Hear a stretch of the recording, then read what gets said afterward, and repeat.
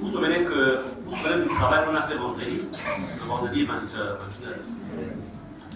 Tout ce travail qui a été fait, si Gisèle n'aurait pas été là, à ce travail-là, on ne sait pas ce qui se serait passé.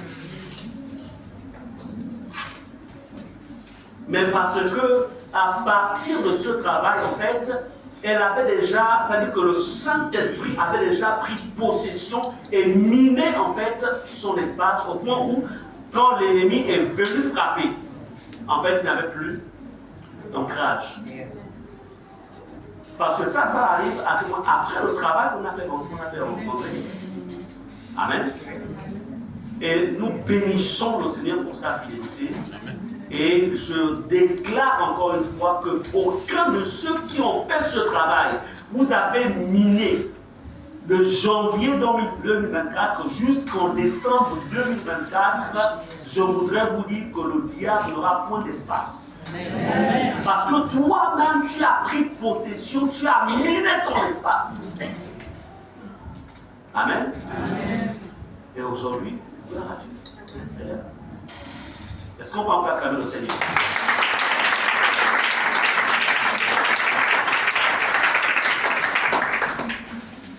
Nous sommes toujours dans la phase des témoignages. Il est écrit, ils l'ont vaincu à cause du sang d'agneau et de la parole de leur témoignage. Donc ces témoignages sont là pour démontrer encore une fois de la puissance, de la fidélité de Dieu dans la vie de chacun. Comme je le disais, ne vous en faites pas tous. Vous passerez pour venir rendre témoignage au Seigneur. Peut-être pas forcément aujourd'hui, mais tous vous y passerez. Alors, donc, nous avons aussi, on va écouter une ancienne aussi, qui va venir rendre témoignage de ce que Dieu a fait tout au long. Vous n'êtes pas tout au long, mais un élément de l'année 2024. Elle est vraiment, elle est une femme très douce, très calme, mais aimant le Seigneur plus que tout. Amen. Donc quand elle parle, c'est comme si c'était vraiment Marie, la mère de Jésus, qui parle. On va apercevoir ici l'ancienne Alice. Voilà.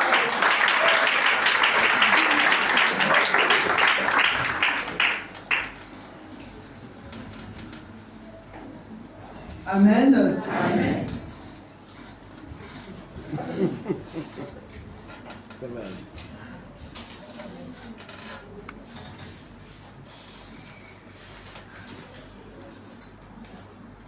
Je voudrais, il y a des points communs avec le témoignage de l'ancien Ulrich Bossegou. En même temps, je veux d'abord, si vous me le permettez, dire merci à Dieu pour la vie de ma vie à moi, la vie de ma famille, la vie de mes enfants, la vie de mon époux, mais aussi la vie de tous ceux-là qui croient en lui et qui sont là. Voilà pourquoi je vais élever ma voix par ce qu'on dit. El Shaddai, c'est vrai que je ne chante pas très bien, mais vous allez m'accompagner. C'est pour dire merci à Dieu. El Shaddai, El Shaddai, Adonai, le Dieu tout-puissant, le roi compatissant. Lui que le ciel révère, que la terre préfère, et tout l'univers le vénère. El Shaddai, Dieu sans fin, je lui dois ma délivrance, il est ma puissance. Le Dieu de mille histoires, qui me fait voir tous ses exploits, en lui je crois. Je trouve une place devant sa face, et Shaddai trouve sa demeure dans mon cœur. Laisse-moi t'écrire un chant d'amour. Restons ensemble pour toujours. Jésus, laisse-moi t'écrire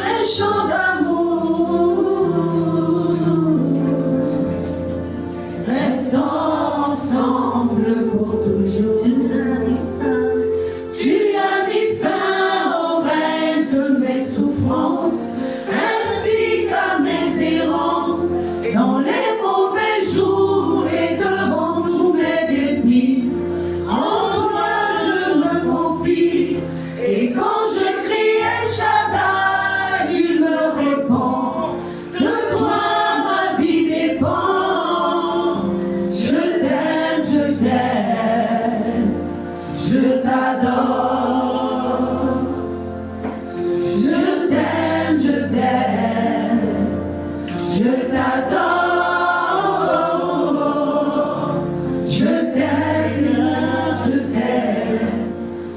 t'adore. Tu as mis fin au règne de mes souffrances, ainsi qu'à mes errances, dans les mauvais jours et devant tous mes défis. En toi je me confie, et quand je crie El Shaddai, tu me réponds.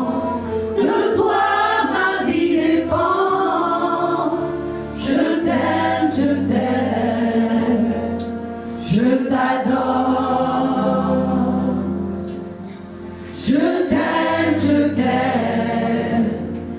je t'adore. Je t'aime, Seigneur, je t'adore. Amen, amen.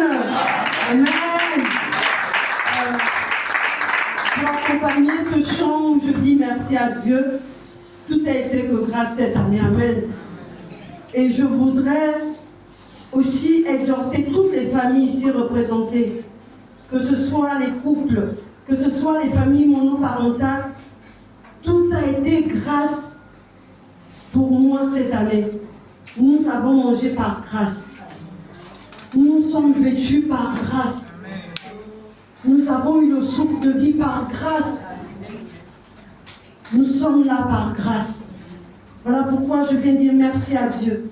Merci à Dieu parce que dans tous les combats, dans tout ce que nous avons eu comme épreuve, dans tous les défis, dans toutes nos joies, l'Éternel a été au contrôle de tout ce qui s'est passé dans nos vies, tout au long de cette année. Frères et sœurs, mon époux a témoigné concernant la santé de notre fils Nathan. C'était des moments très difficiles. Ajoutant à cela même, nous avons aussi la santé de notre fille qui est en Chine, qui a aussi été éprouvée. Nous avons eu aussi notre couple qui a battu de l'aile pendant, même si c'est un jour, mais pour nous en tant qu'enfants de Dieu, ça fait mal de voir parfois tout ce que tu as bâti par des paroles, parfois tu les vois aussi se dire, ce n'est rien, ce n'est que par grâce, ton couple est là, c'est la grâce de Dieu. Voilà pourquoi je voudrais encourager tous ceux-là qui se sont affaiblis, tous ceux-là qui ont traversé aussi des situations difficiles tout au long de cette année, pour 2024, davantage de continuer à demeurer dans le Seigneur. Il dit dans sa parole, dans le psaume 37, et c'est un psaume qui m'a accompagné tout au long de ma marche. Fais de l'éternel tes délices, il te donnera ce que ton cœur désire. En dehors de tout ce que j'ai pu traverser, vous m'avez vu ici, et c'est vrai, je suis maman la joie parce que la joie de l'éternel est ma force. Au-delà de tout, je suis restée mangamba avec Dieu. Donc, véritablement, je veux encourager les familles, toutes les familles ici, à véritablement à tenir ferme. Et Ésaïe 41 encore, à partir du verset 10, ne crains rien, ne promène pas de regard inquiet, au-delà de tout. Et c'est ce que j'ai vu Dieu faire en 2023. Voilà pourquoi je dis merci à Dieu.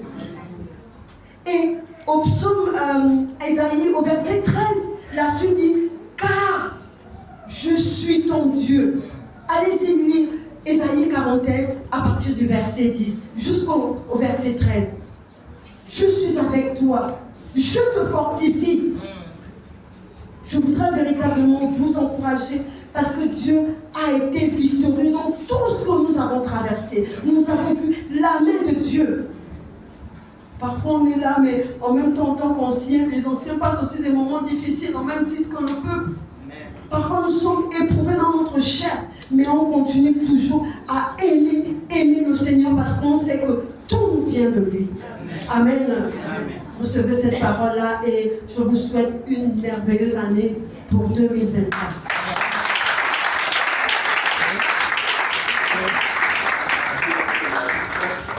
Permettez-moi s'il vous plaît.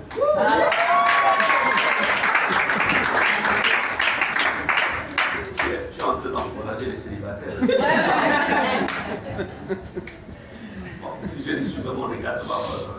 Non, je ne regarde. Ok. Bien. Alors, nous allons, après ce merveilleux témoignage, on va aussi évoluer avec une autre ancienne qui vient nous rendre un témoignage de comment le Seigneur en fait a fonctionné, a agi en leur faveur ou en sa faveur tout au long de l'année 2023. Alors, sans plus tarder, nous allons donc recevoir l'ancienne Emma.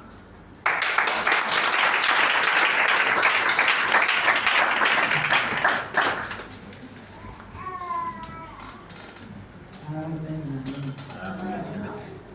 Normalement, il y a beaucoup de choses à dire, hein. Mais amen. On va essayer de respecter 5 minutes. Béni sois-tu, Seigneur. À toi toute la gloire. Le pasteur a parlé d'un verset de Psaume 23 et ça m'a ramené quand j'étais en Allemagne en phase finale. J'étais en fait à un carrefour, il fallait rentrer, pas rentrer. Mais j'étais encore bien ancré, les pieds dans l'Europe, en Allemagne. En fait, vraiment la pensée d'une Européenne, sans l'idée de retour ou de non-retour en Afrique. Et là, je vais être face à une situation, je vais faire, je ne sais pas, ils appellent ça comment, une attaque, pas une attaque, mais je vais avoir des préoccupations, on appelle ça comment, des palpitations, en fait, voilà. Et je vais commencer à paniquer, je vais appeler mon frère, mon aîné, qui était à mon mariage vers Kanda, là-bas, l'on vu. Je dis, regarde, si tu entends que je suis mort, tu ne me suis pas suicidé, parce que c'est là, on sait qu'il y a tellement de stress en Europe, en fait, on n'avait pas idée. Surtout l'Allemagne. Donc, je ne me suis pas suicidé. Je vais à l'hôpital. Et quand j'arrive à l'hôpital, ma vie chrétienne était vraiment, je ne sais pas. Je crois que même l'année, j'ai fait peut-être un an sans même lire la Bible. Oui. Donc, je partais, j'étais dans un groupe, j'étais même parmi les gens qui étaient vus dans ce groupe, mais je ne lisais pas la Bible, par exemple. Je n'avais aucune relation directe avec Dieu.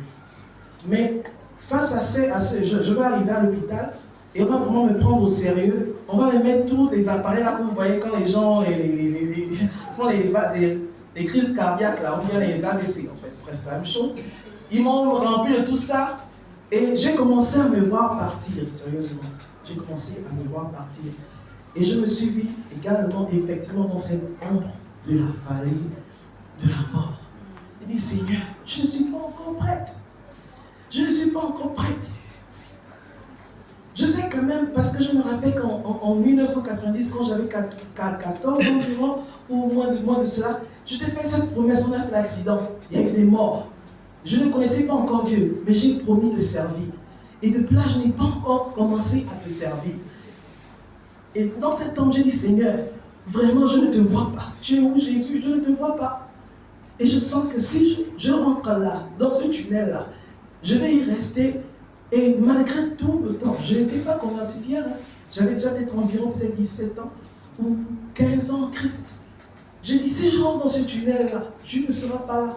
Et là, j'ai compris tout de suite ce que ça voulait dire. Quand je marche dans la vallée de l'ombre de la mort, je ne crains aucun mal. Mais moi, j'avais peur de cette vallée. elle me faisait peur. Et j'ai encore fait un vœu. Un deuxième vœu au Seigneur. Seigneur, fais-moi sortir de là. Quand je sortirai de là, je vais te servir. Ça a attendu encore 2 ans. Bref. Tout ça pour dire en fait que mon soupir n'est pas toujours que les gens me voient.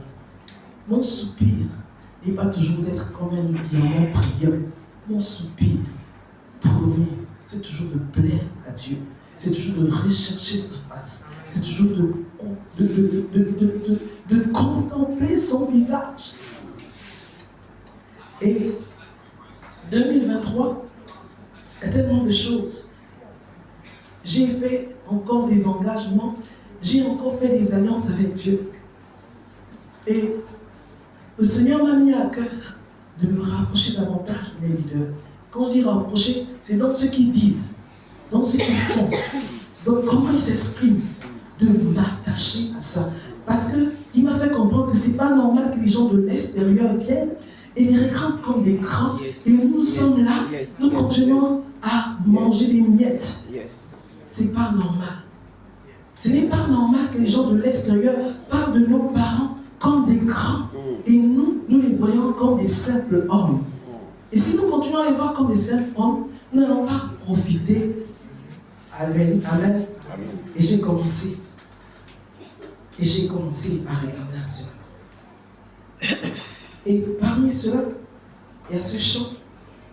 Je ne vais pas tout dire parce que, en réalité, il y a des choses qui ont commencé. Et il dit, ce n'est pas moi qui fera le témoignage, ce sont les gens qui vont témoigner. Il y a des choses qui ont commencé. Et il y a des choses, il dit, dans sa parole, il dit, je vais lire dans Matthieu 13, 44, le royaume des cieux est encore semblable à un trésor caché dans un champ. L'homme qui l'a trouvé le cache. Il m'a fait comprendre ce verset comme quand on découvre quelque chose, la grandeur de quelqu'un ne vient pas dans le fait de venir parler de ce trésor. Ce trésor doit d'abord nous appartenir. C'est à ce niveau que je suis. Je ne peux pas venir vous donner des trésors que Dieu a commencé à me montrer et commencer à travailler en moi. Alléluia. Ils doivent d'abord m'appartenir. Amen. Et la Bible dit quoi? L'homme qui l'a trouvé le cache. L'homme qui l'a trouvé le cache. Et dans sa joie, il vend tout ce qu'il possède. Tout ce qu'il possède. Sans l'orgueil. La prétention. Apprendre à se débrouiller. Apprendre à se faire humilier. Tout ce qu'il possède, en fait, tout ce que tu penses être vraiment, qui fait que toi, tu te dis, toi, ça doit mourir pour que ce trésor-là puisse t'appartenir. Amen. Amen. Donc, c'est à ce niveau, et je ne peux pas vous dire, mais Dieu a commencé des choses qui sont encore cachées et qui sont des trésors. Amen. Amen. Amen. Et la deuxième partie, parce que là, je l'ai passé. Il reste une minute.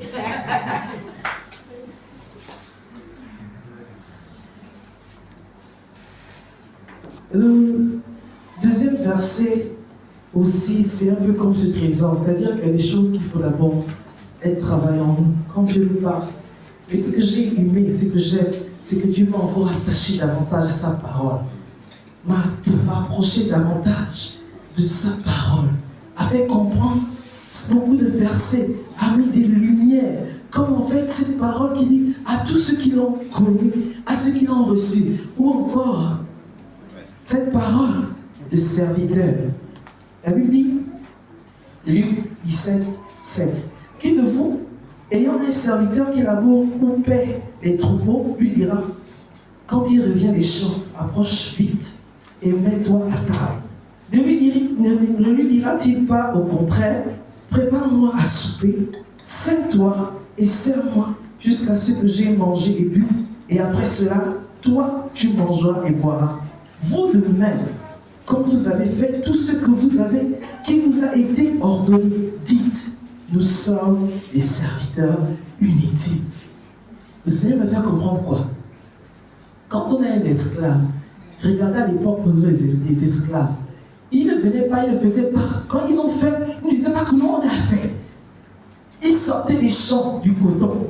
Quand ils arrivaient dans la maison, est-ce que le serviteur, est-ce que le maître disait, oui, tu as beaucoup travaillé aujourd'hui, assieds-toi, je te fais de la table? Non. Il dit au contraire, va encore me puiser de l'eau. Fais-moi encore à manger. Est-ce que le serviteur, il se levait pour dire que moi? Non. Il dit, le Seigneur nous dit, devons nous considérer comme des serviteurs inutiles. Et c'est le grand problème que nous avons aujourd'hui. Nous avons tendance à vouloir que les gens voient ce que nous faisions. Nous avons tendance à attendre des remerciements des gens. Nous avons tendance à attendre que nous disions dans des ordres que nous puissions donner des ordres. Il a dit que nous sommes des serviteurs inutiles. Et ce qu'on a fait, c'est ce que nous devons faire. Ça ne doit avoir aucune importance. Amen. Amen. Le cri de mon cœur. Le cri de mon cœur. Comme soupir de biche après l'eau d'un ruisseau, moi aussi, ô Seigneur, je soupire après toi. J'ai soif de toi, mon Dieu, d'être là devant toi, de venir dans ton temps, me présenter à toi. Pour qu'enfin me revienne le souvenir d'antan, où heureux je courais vers ta maison. Je veux crier à toi, plutôt que de me plaindre, je veux compter sur toi, te louer à nouveau. L'espérance et la joie seront dans ta présence. Je veux crier à toi, mon Sauveur et mon Dieu. Je voudrais retrouver cet amour et ce feu, encore une fois brûlé, être fou amoureux de toi, attaché à tes pas, vibrer à ta parole et au son de ta voix. Amen.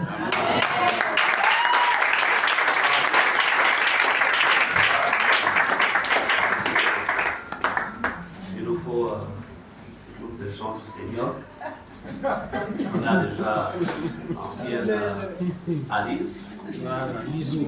Bravo. Donc vous allez faire anticiper vraiment la réunion des groupes. Amen. Donc rendons grâce à Dieu pour ce témoignage. Donc les témoignages sont là pour nous édifier, pour démontrer encore une fois la manifestation de la pluie divine dans chacune de nos vies. Donc il nous reste 2 témoignages. Après, le pasteur Muriel viendra donner la parole pour le temps de prière, pour la prière en la Sainte Seine. Et après la Sainte Seine, nous aurons maintenant donc, le repas prévu pour l'action de grâce. Amen. Et voilà, tout en se congratulant. Bien. Alors, nous allons donc maintenant recevoir une dame, servante de Dieu. Elle n'aime pas trop s'exposer. Et pourtant, elle a un potentiel, mais comme on dit, la parole, la gloire de Dieu, c'est de cacher les choses. Alors, sans plus tarder, on va donc écouter ici donc, l'ancienne Félicité.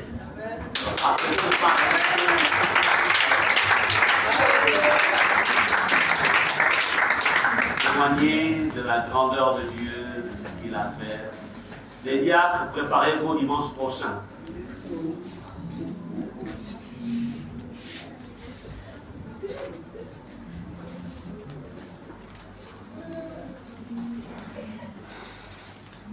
Shalom, peuple de Dieu.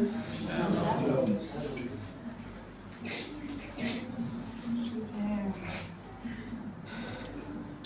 en face du Seigneur ce matin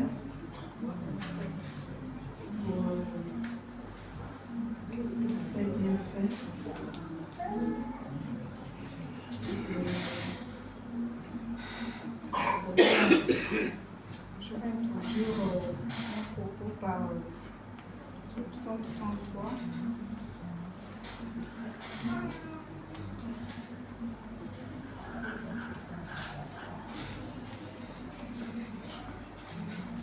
Le psaume 103, à partir du premier verset, dit ceci. Mon âme bénit l'Éternel. Que tout ce qui est en moi bénisse son Saint-Nom.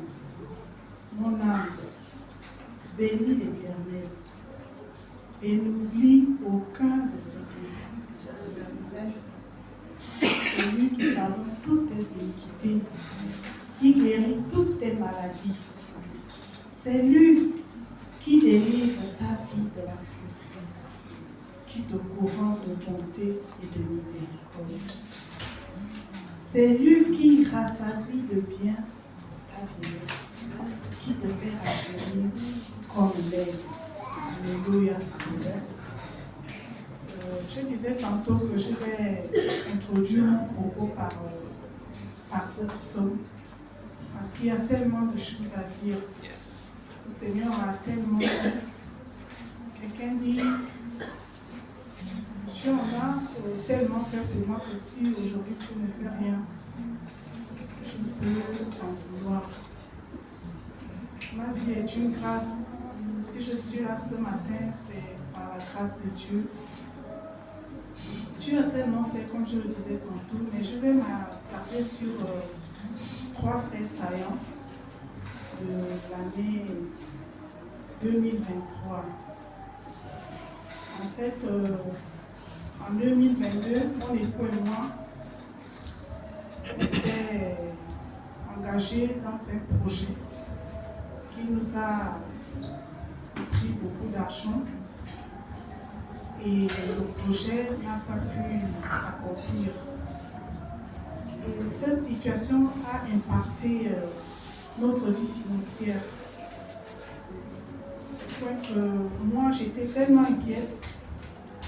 Et Dieu m'a donné, par sa grâce, il m'a donné l'époux qui est un homme de foi. Il ne veut pas qu'on se plaigne. Donc, lorsque je tentais de me plaindre, il me disait rends grâce à Dieu. Toutes les fois que tu rendras grâce à Dieu, tu verras que le Seigneur nous occupera des situations pour lesquelles tu veux te plaindre. C'est difficile, c'était difficile au début pour moi. Et encore plus encore pour cette situation-là. Je dis, c'est pas possible. Autant d'argent. Seigneur, est-ce qu'on ne peut pas faire une convocation comme les autres ont fait? Il a dit, laisse tomber. J'ai fait le dossier, je me suis endettée. Il m'a dit, laisse tomber. Le Seigneur s'occupera de nous. Nous avons des enfants à l'étranger. Nous avons 3 enfants, j'ai envie de dire 4, parce que ma nièce lui fait aussi partie à l'étranger. C'est compliqué. Une en Italie, une en France, une au Maroc, l'autre au Sénégal. Seigneur, fais comment? Mon mari m'a dit, Dieu a toujours pris son nom. Il prendra son nom. Alléluia. Et je bénis le Seigneur pour le psaume 91 qui dit, ta fidélité est une cuirasse et un bouclier. Et cette année, nous l'avons expérimenté. Le Seigneur s'est occupé de nos enfants tout au long de cette année. On ne sait pas comment ça s'est passé, mais nous savons que Dieu a été au contrôle. Pire encore, mon mari a été démis de ses fonctions. Il occupait un poste nominatif dans lequel il avait quand même des petites primes. Donc on s'est dit, moi je me suis accrochée à ça, je me suis dit, bon, même si on a perdu de l'argent là-bas, les primes vont arriver. Le Seigneur a permis qu'on puisse le mettre. Et il voulait montrer sa gloire. Et nous avons vu la gloire de Dieu. J'aimerais vraiment qu'on acclame le Seigneur.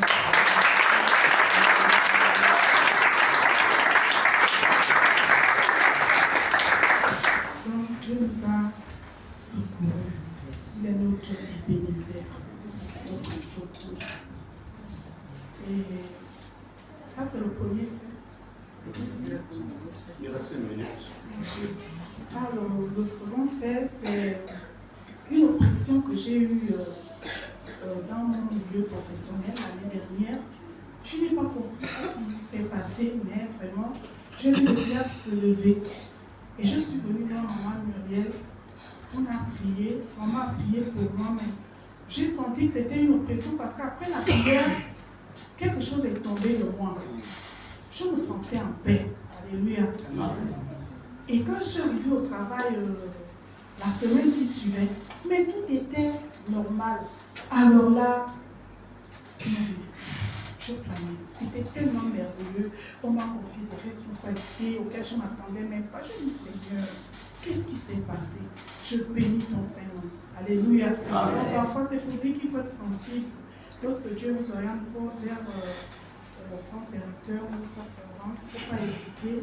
Lorsque vous avez un souci, ce dimanche-là, je n'ai pas bien passé le culte ici. Après, le Saint-Esprit m'a dit d'aller voir maman. Elle a prié pour moi. Et quand je suis arrivée au travail, je vous assure que l'oppression s'est dissipée.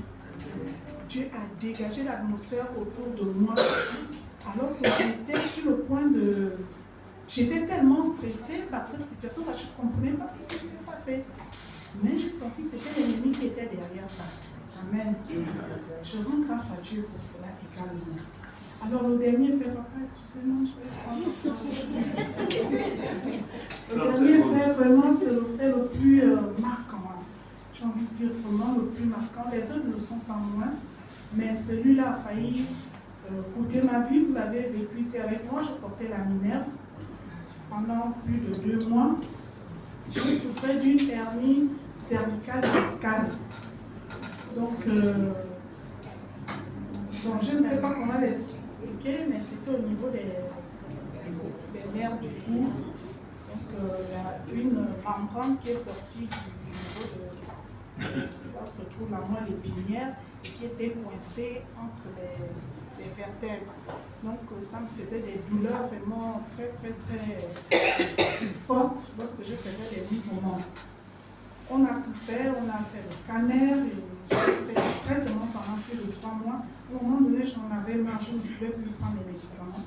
Alors, l'homme de Dieu a prié, on a fait l'onction d'huile.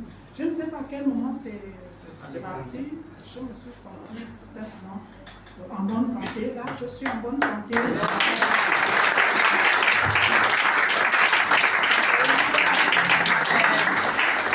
Quand on cherche des solutions ailleurs, alors que vraiment il suffit de s'adresser à Dieu pour que les choses s'améliorent. On est parti prendre le matelas orthopédique, les oreillers orthopédiques. On a tout fait. Vraiment, nous étions désemparés parce que la nuit, je ne dormais pas.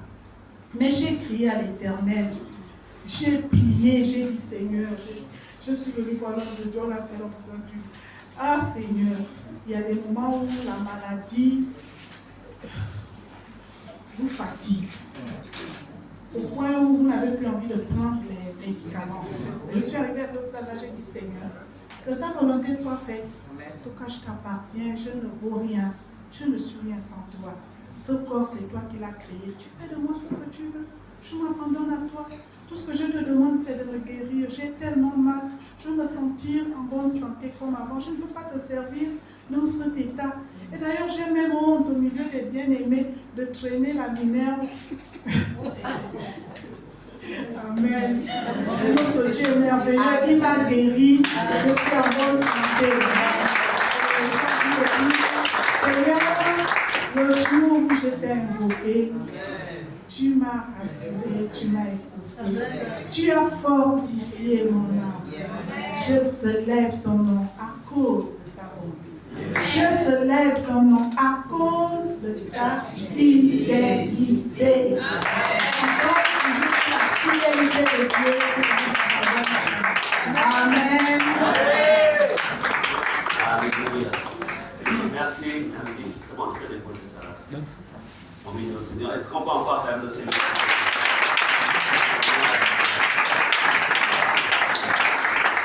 Donc, nous avons un tout dernier témoignage. Donc, lui, c'est l'apôtre Jean du ministère.